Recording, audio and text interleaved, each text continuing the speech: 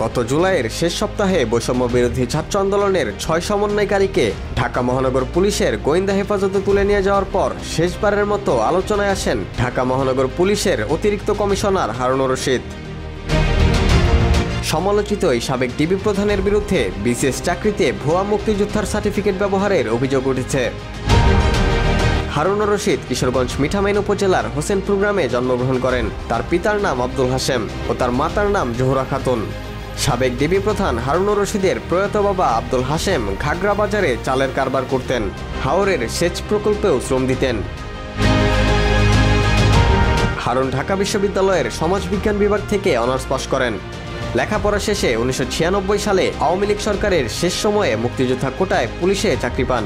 2001 সালে বিএনপি সরকার এসে তার পদায়ন আটকে দেয়। এরপর 111-এর সময় হারুনের চাকরি স্থায়ী হয়। এলাকাবাসী জানায় হারুনের বাবা মুক্তিযুদ্ধে অংশ নেননি, আর তার বাবার চাচা ইদ্রিস ওরফে ইদু মোল্লা ছিলেন কুখ্যাত রাজাকার। পরবর্তীতে মুক্তিযোদ্ধারা নাকি তাকে গুলি করে মেরে ফেলে। গাজীপুরের এসপি থাকাকালীনই হারুনের ভাগ্যবদল ঘটে। সূত্রগুলো জানায়, গাজীপুর ও নারায়ণগঞ্জের এসপি থাকার সময় থেকেই হারুন তার পরিবারের সদস্যদের মাধ্যমে বাড়ির পাশের হাওরে জমি কিনতে শুরু করেন। নামে বেনামে তার কমপক্ষে 100 একর জমি রয়েছে, আবার শতাধিক একর অন্যের জমি তার দখলে রয়েছে বলেও অভিযোগ পাওয়া গেছে। যুক্তরাষ্ট্রেও হারুনের শত কোটি টাকার সম্পদ থাকার গুঞ্জন আছে।